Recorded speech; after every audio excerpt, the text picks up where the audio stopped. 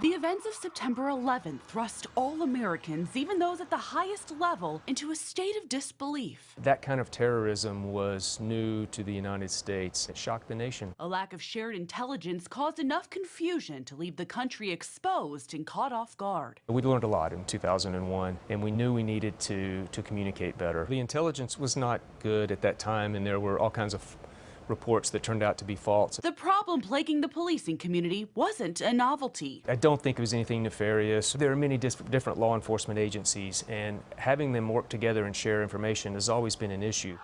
In response to the attacks, President George W. Bush announced the creation of the Department of Homeland Security in 2002, a national strategy charged with coordinating efforts. Since inception, it's around $277 million has been passed from the federal government out to the state and to the local departments. We have enhanced communication, enhanced response capabilities, and I'm talking about, like bomb squads, canines, hazmat materials, vehicles. Mays and his 12 agents are responsible for 95 counties in the state. It's preventative protection and breaking down communication barriers that keeps Mays busy. We feel confident that there are some events that we have stopped. Might be a troubled young person that expressed interest in bringing a gun to school and hurting people. We had a case not too long ago where someone expressed an interest in blowing up a building. The office is currently in the process of rolling out a statewide system called COPLINK, which is a way we're going to try to get law enforcement databases to better communicate,